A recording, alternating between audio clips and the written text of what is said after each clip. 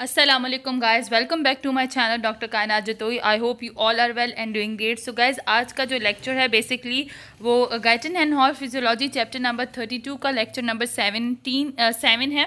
सो आज का जो लेक्चर नंबर 7 है Guyton and Hall physiology chapter number 32 the blood cells the red blood cells anaemia and polycythaemia. So इसमें previous lecture में जो है वो हम लोग पूरी डिस्कशन कर चुके हैं एरिथ्रोपोइटिन से रिलेटेड कि किडनी का क्या रोल होता है एरिथ्रोपोइटिन की प्रोडक्शन वगैरह में. तो वो सारी चीज़ें लेक्चर्स कंप्लीट हो चुका है. अब जो हमारा नेक्स्ट टॉपिक है, नेक्स्ट ऑब्जेक्टिव है, वो है maturation of the red blood cells requirement for vitamin B12 and folic acid. So basically RBCs अब मेच्योर किस तरीके से होती हैं, उनमें विटामिन B12 और फॉलिक एसिड का क्या मेन रोल होता है उसे हम लोगों ने डिस्कस करना है. मोस्ट इंपॉर्टेंट गाइज, ये दोनों factor folic acid and vitamin B12 से रिलेटेड जो है मेच्योरेशन ऑफ आरबीसी से रिलेटेड जो इनका रोल है उस पर MCQ ज़रूर आता है. सो प्लीज़ इसको अच्छे से समझिएगा, ठीक है, क्योंकि इससे रिलेटेड काफ़ी सारे एनीमिया की क्वेश्चंस भी आप लोगों से डिस्कस होते हैं किए जाते हैं. सो आई होप आप लोग इस लेक्चर को अच्छे से सुनेंगे, ठीक है. सो पहले जो पिछले वीडियोस अपलोड हो चुकी हैं प्रीवियस ऑब्जेक्टिव्स में, वो सारा रेगुलेशन ऑफ आरबीसीज पे था. अब आरबीसीज की मेच्योरेशन है, ओके, कि वो किस तरीके से मैच्योर होते हैं. So let's back to that point, start करते हैं. अब maturation of the red blood cells requirement for vitamin B12 cyanocobalamin and folic acid. Okay, so vitamin B12 and folic acids की बात हो रही है. Because of the continuing need to replenish red blood cells, the erythropoietic cells of the bone marrow are among the most rapidly growing and reproducing cells in the entire body. अच्छा, वही बात है. therefore as would be expected their maturation and rate of production are affected greatly by a person's nutritional status. Actually हमारी body को RBCs की बहुत ज़्यादा ज़रूरत होती है और जिस तरीके से उनकी ब्रेकडाउन हो रही होती है आरबीसीज की, तो उसकी प्रोडक्शंस भी हाईएस्ट अमाउंट में होती हैं हमारी बॉडी के अंदर, ठीक है. उसमें हमारे पास कौन रोल प्ले करता है, जो हम लोग डिस्कस कब से करते हुए आ रहे हैं, एरिथ्रोपोइटिन जो सेल्स होते हैं बोन मैरो में, वो मोस्ट इंपॉर्टेंट रोल प्ले करते हैं. लेकिन ये सब कुछ जो है वो एक पर्सन की न्यूट्रिशन स्टेटस पे जो है बहुत ज़्यादा डिपेंड करता है. मीन्स के पर्सनस की एक न्यूट्रिशन स्टेटस मीन्स उसकी डाइट में वो चीज़ें प्रेजेंट होनी चाहिए जो इस प्रोसेस में हेल्पफुल करती हैं, एरिथ्रोपोइसिस के प्रोसेस में हेल्पफुल करती हैं. अब वो कौन सी चीज़ें हैं वो हम लोग डिस्कस कर रहे हैं. Specially important for final maturation of the red blood cells are to vitamin B12 and folic acid. Actually RBCs की मेच्योरेशन के लिए हमें विटामिन की ज़रूरत पड़ती है, विटामिन B12 की एंड फॉलिक एसिड की. मोस्ट इंपॉर्टेंट ये दो न्यूट्रिशनल फैक्टर्स हैं जो हमें चाहिए होते हैं, क्योंकि इनकी डेफिशिएंसीज की वजह से आप लोग आगे पढ़ेंगे कि कौन कौन से एनीमिया कॉज होते हैं. सो इसलिए ये दोनों फैक्टर जो है मोस्ट इंपॉर्टेंट है. देन हमारे पास क्या है, okay, both of these are essential for the synthesis of DNA because each in a different way is required for the formation of the thymidine triphosphate, one of the essential building block of DNA. Okay, ये दोनों जो है वो DNA की synthesis में most important होते हैं. Okay, क्योंकि जो थायमिडीन ट्राइफॉस्फेट हमारे पास बनता है जो कि बिल्डिंग ब्लॉक है DNA का, उसमें ये दोनों डिफरेंटली रोल प्ले करते हैं, ठीक है. तो हमें कौन से दो factors, folic acid and vitamin B12, they are most important nutritional factor for the maturation of the red blood cells. So ये दोनों बहुत ही ज़्यादा इंपॉर्टेंट है. So you guys have to be aware कि फॉलिक एसिड एंड विटामिन 2 बहुत ही ज़्यादा इंपॉर्टेंट है. अब आगे चलते हैं कि किस तरीके से. Therefore, lack of either vitamin B12 or folic acid causes abnormal and damaged DNA and consequently failure of the nuclear maturation and cell division. Okay. सो अब पता चल गया कि DNA की प्रोडक्शन, DNA की सिंथेसिस में जो है vitamin B12 and folic acid बहुत इंपॉर्टेंट रोल प्ले कर रहे हैं. सो अगर वो एबनॉर्मल हो जाएंगे, अगर विटामिन B12 की या फॉलिक एसिड की डेफिशिएंसी हो जाएगी, तो इट्स ऑब्वियस कि DNA जो है वो डैमेज हो जाएगा. DNA में कोई ना कोई कमी होगी, कोई ना कोई एबनॉर्मल फैक्टर रेज होगा, जिसकी वजह से न्यूक्लियर की मेच्योरेशन नहीं होगी और सेल की डिवीजन नहीं होगी, ठीक है. आगे जो भी स्टेजेस ऑफ आरबीसीज के प्रोसेस थे वो नहीं हो पाएंगे completely. Furthermore the erythroblast cells of the bone marrow in addition to failing to proliferate rapidly produce mainly larger than normal red blood cells called macrocytes, and the cell itself has a flimsy membrane and is often irregular, large and oval instead of usual biconcave disc shape. So इसमें देखिए उसने क्या बताया है कि अगर इन दोनों की कमी हुई, ठीक है, इन दोनों की कमी हुई बोन मैरो में, जो इरेथ्रोप्लास्टिक सेल्स होते हैं बोन मैरो में, वो रैपिडली मीन्स के फेलिंग टू मतलब उनकी जो प्रोलिफरेटिंग पावर है उसके अंदर बहुत ही ज़्यादा जो है वो एक चेंज होगा, जिसकी वजह से आरबीसीज का साइज जो है वो नॉर्मल से बढ़ जाएगा, वो मैक्रोसाइट्स बन जाएंगी, लार्ज इन साइज हो जाएगा, इरेगुलर हो जाएंगी, oval in shape, Oval instead of Yuval. वैसे यूजुअली उनका बाइकॉनकेव डिस्क शेप होता है, लेकिन अब वो क्या हो जाएंगी, ओवल इन शेप हो जाएंगी, इरेगुलर हो जाएंगी, क्योंकि उनके अंदर डीएनए का प्रॉब्लम आ गया। और डीएनए का प्रॉब्लम किसकी वजह से आया, क्योंकि डेफिशिएंसी थी folic acid and vitamin B12 की। So it is very important कि दो फैक्टर्स होने चाहिए। अब देखें कितना बड़ा चेंज आ गया है कि आरबीसीज जो है वो एबनॉर्मल बनना शुरू हो गई हैं और उनका साइज जो है वो बड़ा होना शुरू हो गया। सो मैक्रोसाइट्स मीन्स कि उनका वो साइज में इंक्रीज हो गई हैं। आगे चलते हैं। These poorly formed cells after entering the circulating blood are capable of carrying oxygen normally, but their fragility causes them to have a short life, 1/2 to 1/3 normal. Okay. अच्छा, वैसे तो ये नॉर्मली बन तो जाती हैं, साइज़ में भी बड़ी हो जाती हैं, लेकिन ये नॉर्मल देखो ऑक्सीजन को कैरी तो करती हैं, लेकिन इनकी हाफ लाइफ जो है वो बहुत ज़्यादा शॉर्ट होती है, बहुत जल्दी ये डिस्ट्रॉय हो जाती हैं, जिसकी वजह से ऑब्वियसली हमारी बॉडी में आरबीसीज़ की कमी हो जाएगी, क्योंकि जिस टाइम पीरियड में उन आरबीसीज़ को जो है वो उन आरबीसीज़ को डिस्ट्रॉय होना है, ठीक है, वो उससे जल्दी ही डिस्ट्रॉय होना स्टार्ट हो जाएंगी, जिसकी वजह से हमारी बॉडी में आरबीसीज़ की कमी हो जाएगी।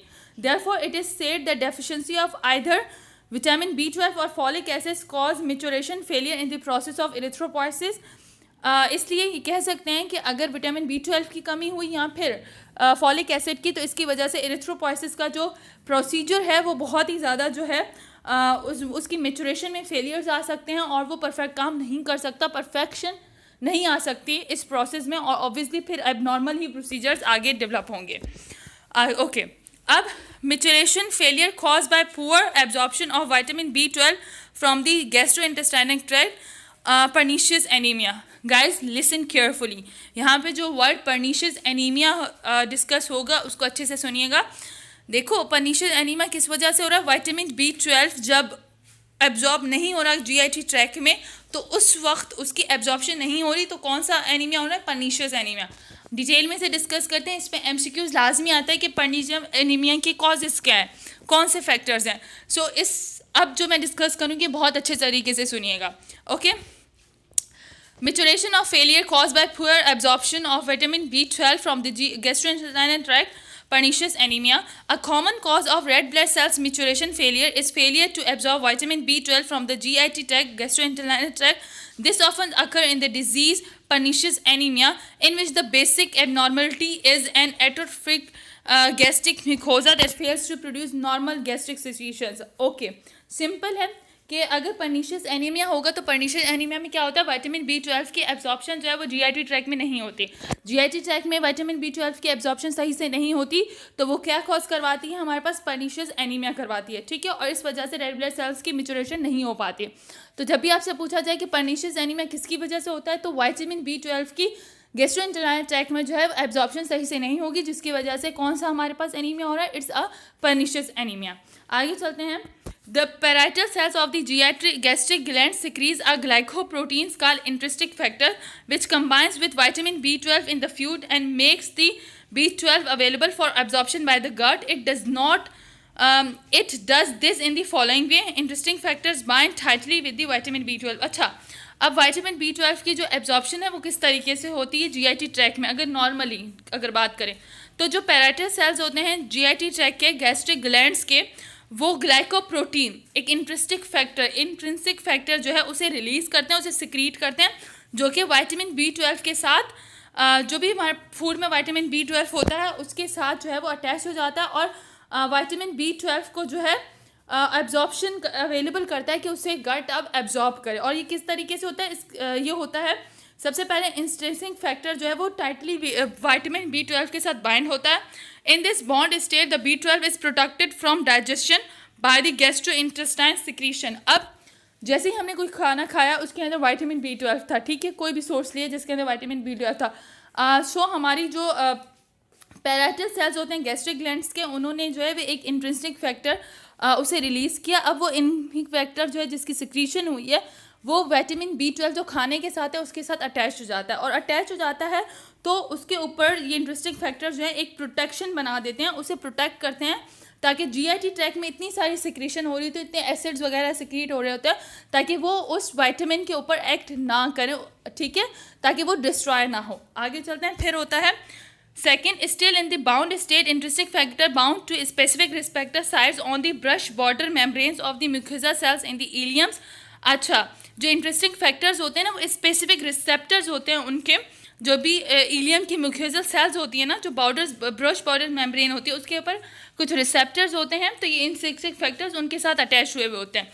Then vitamin B12 is transported into the blood during the next few hours by the process of pinocytosis carrying interesting factors and the vitamin together through the membrane. Okay, अब क्या होता है कि अब पिनोसाइटोसिस का जो प्रोसेस है उस प्रोसेस के ज़रिए विटामिन B12 और उसके साथ जो इंटरेस्टिंग फैक्टर अटैच होगा वो दोनों अब पिनोसाइटोसिस प्रोसेस के ज़रिए ब्लड में एब्जॉर्ब हो जाएंगे। आई होप पिनोसाइटोसिस का प्रोसीजर आपको डिटेल में पता होगा, किस तरीके से सेल मेम्ब्रेन इन चीज़ों को जब इन्गल्फ करती है। Chapter number 2 Guyton and Hall physiology के जितने भी लेक्चर्स अपलोड हो चुके हैं उसके अंदर ये सारी डिस्क्रिप्शन मैं कर चुकी हूँ। Okay, then lack of interesting factor therefore decrease availability of vitamin B12 because of faulty absorption of the vitamin. अच्छा, अब अगर इंटरेस्टिंग फैक्टर ही जो है वो उसकी कमी होगी तो फिर विटामिन B12 जो है वो एब्जॉर्ब नहीं हो सकेगा। फॉल्टी एब्जॉर्प्शन ऑफ विटामिन की अब फॉल्टी एब्जॉर्प्शन होगी। Okay, once vitamin B12 has been absorbed from the GIT tract, it is first stored in the large quantity in the liver and then released slowly as needed by the bone marrow। अच्छा, अब क्या होगा कि अब अगर vitamin B12 जो है वो एब्जॉर्ब हो जाता है नॉर्मली तो फिर वो स्टोर होता है कुछ देर के लिए वहाँ पे लार्ज क्वांटिटी, और लिवर में स्टोर होती हैं, और फिर बोन मैरो को जितनी ज़रूरत होती है वो उतनी इसे जो है वो यूज़ करता है। The minimum amount of vitamin B12 required each day to maintain normal red blood cell administration is only 1 to 3 micrograms, and the normal storage in the liver and the other body tissues is about 1000 times this amount। अच्छा, अब क्या होता है, देखो हर चीज़ को store तो vitamin liver जो है वो विटामिन की एब्जॉर्प्शन भी करता है, उन्हें स्टोर भी करता है। अब विटामिन B12 जो है वो जितना भी एब्जॉर्ब होगा वो सब जो है वो लिवर स्टोर करना शुरू कर देता है, ठीक है। अब लिवर में बहुत ज़्यादा कैपेसिटी होती है विटामिन को स्टोर करने की, स्पेशली B12 को। तो अगर हम लोग नॉर्मल क्वांटिटी लें कि नॉर्मली RBCs को ईच डे 1 to 3 माइक्रोग्राम्स जो है वो विटामिन B12 की ज़रूरत होती है, लेकिन थाउजेंड्स की अमाउंट में इससे ज़्यादा बढ़ के जो है वो लिवर इसे स्टोर करके अपने पास रख देता है। Therefore 3 to 4 years of defective B12 absorption are usually required to cause maturation failure anemia। सो इसलिए 3 से 4 साल लगते हैं इस एनीमिया को, मीन्स के जैसे आप कहें कि इस एनीमिया को अपेयर होने में और जो है इस एनीमिया को अकर होने में, क्योंकि ऑलरेडी विटामिन B12 जो है वो काफ़ी ज़्यादा अमाउंट में लिवर के पास स्टोर होता है, तो इस वजह से 3 से 4 साल बाद जो है ये एनीमिया के फैक्टर्स एब्जॉर्ब होना जो है वो अपेयर होना शुरू हो जाते हैं। सो आई होप कि विटामिन B12 का आपको पता चल गया होगा। तो आप लोग यही दिखेगा कि देखो विटामिन B12 किस वजह से जो पर्निशियस एनीमिया है उसके क्या फैक्टर हैं। तो आप लोग यही कहेंगे अपने टीचर को कि GIT ट्रैक में जो है एब्जॉर्प्शन विटामिन B12 की नहीं हो रही। अच्छा, विटामिन B12 की एब्जॉर्प्शन क्यों नहीं हो रही? कि अगर इंटरेस्टिंग फैक्टर जो है वो रिलीज़ नहीं होगा तो इसकी वजह से विटामिन B12 की डेफिशिएंसी हो जाएगी, लेकिन ये इतनी जल्दी नहीं होता। विटामिन B12 ऑलरेडी हमारा जो लिवर है काफ़ी ज़्यादा स्टोर कर रहा होता है, तो 3-4 साल लगते हैं इस एनीमिया को अपेयर होने में, इस डेफिशिएंसी को अकर होने में। सो आई होप अब विटामिन B12 का जो आपको है वो अच्छे से याद हो गया होगा, ठीक है। अब हम लोग failure of maturation cause by deficiency of folic acid और ग्लूटामिक एसिड, ठीक है। अब मतलब जो cause by failure of maturation, RBCs किस तरीके से फॉलिक एसिड्स की वजह से मेच्योर नहीं होती, उसमें क्या डेफिशिएंसी फॉलिक एसिड करते हैं उसे हम डिस्कस करते हैं। Folic acid is a normal constitute of green vegetables, some fruits and meats specially liver, however it is easily destroyed during cooking. अच्छा, फॉलिक एसिड जो है वो बेसिकली हमें ग्रीन वेजिटेबल्स वगैरह में मिलता है, कुछ फ्रूट्स में मिलता है, स्पेशली मीट्स के लिवर में भी मिलता है, लेकिन आप अगर ओवर कुक खाने को कर देते हो तो ये डिस्ट्रॉय हो जाता है। Also, people with gastrointestinal absorption and abnormalities such as the frequent occurring small intestine disease called the SPRU often have serious difficulty absorbing both folic acids and vitamin B12। अच्छा, कुछ ऐसी कुछ ऐसे पर्सनस होते हैं जिन्हें जीआईटी की कुछ डिजीज़ होती हैं, बेसिकली स्प्रू एक डिजीज़ होती है, उसमें भी जो है वो vitamin B12 and folic acid उन पेशेंट्स के अंदर, उन पर्सनस के अंदर उनकी एब्जॉर्प्शन में काफ़ी डिफ़िकल्टी उन्हें फेस करनी पड़ती है. Therefore, in many instances of maturation failure, the cause is deficiency of intestinal absorption of both folic acids and the vitamin B12. अच्छा, therefore अगर मेचुरेशन में फेलियर हो आरबीसीज में तो उसमें दो ही फैक्टर्स हैं, एक विटामिन B12 का और दूसरा विटामिन B12 का और फॉलिक एसिड्स की डेफिशिएंसी का. ठीक है, देन हमारे पास क्या है. इसमें कुछ खास नहीं था, बस आप लोगों से पूछेंगे ना कि फॉलिक एसिड जो है वो ज़्यादातर कौन सी ऐसी जीआईटी की डिजीज़ होती हैं जिनके अंदर जो है वो फॉलिक एसिड एंड B12 जो है वो ज़्यादा अब्जॉर्ब नहीं होता. तो एक स्प्रू डिजीज़ होती है जो जीआईटी ट्रैक की एब्जॉर्प्शन डिजीज़ है, तो उसके अंदर भी ये नहीं होता. ठीक है, so guys listen me carefully. इसमें जो मोस्ट इंपॉर्टेंट टॉपिक है मैं आप लोगों को दोबारा से रिवाइज थोड़ा सा स्टार्ट करवा देती हूँ. एक्चुअली इसमें जो हम लोग बात कर रहे हैं, यहाँ पे जो हम लोग विटामिन B12 की बात करने पर्नीशियस एनीमिया में, वो मोस्ट इंपॉर्टेंट है कि पर्नीशियस एनीमिया किस वजह से होता है. तो विटामिन B12 की डेफिशिएंसी की वजह से होता है, क्योंकि इंट्रिंसिक फैक्टर्स जो है वहाँ पे सिक्रीट नहीं हो रहा होता, तो इस वजह से. आई होप आज का लेक्चर आप लोगों को समझ आ गया होगा. इजी लेक्चर है. ठीक है, इसमें एक MCQs आई गेस आता है, विटामिन B12 से रिलेटेड आता है कि जीआईटी ट्रैक में जो है वो किस वजह से आरबीसीज मैच्योर नहीं हो रही. तो मोस्ट इंपॉर्टेंट दो फैक्टर्स होते हैं, फैलिक एसिड्स एंड हमारे पास जो है वो विटामिन B12. और विटामिन B12 जो है हमारे पास इंटरेस्टिंग फैक्टर्स अगर रिलीज सिक्रीशन नहीं हो रही उसके अच्छे तरीके से, तो प्रॉपर्ली हमारे पास विटामिन B12 जो है एब्जॉर्ब नहीं हो पाता. और फॉलिक एसिड डेफिशिएंसी इसलिए हो जाती है कि खाने हम लोग इतनी ओवर कुक कर लेते हैं कि हम लोग फॉलिक एसिड को इजीली हम लोग उसकी इनटेक जो है हमारी डाइट में बहुत कम हो जाती है, जिसकी वजह से फॉलिक एसिड जो है वो एब्जॉर्ब नहीं हो पाता. और उसके अलावा फॉलिक एसिड जो है बेसिकली कुछ जीआईटी ट्रैक की डिजीजेज होते हैं, जैसे स्प्रू के बारे में बताया कि उसमें भी विटामिन B12 एंड उसकी डेफिशिएंसी हो जाती है. सो आई होप आज का लेक्चर आप लोगों को समझ आ गया होगा. ईजी लेक्चर्स हैं, ईजी टॉपिक्स हैं, बहुत ईजीएस्ट वे में मैं समझा रही हूँ, तो अच्छे से समझते हैं, क्योंकि जब आपके MCQs मैं डिस्कस करूँगी तो उस वक्त आप लोगों के लिए हेल्पफुल रहेंगे. आई होप गाइस आज का लेक्चर आप लोगों को समझ आ गया होगा. इसी तरीके से मेरी वीडियोज़ को लाइक करें, शेयर करें और मेरे चैनल को सब्सक्राइब करें, ताकि मैं आप लोगों के लिए और वीडियोज़ जो है अपलोड करती रहूँ. टिल देन अल्लाह हाफिज़.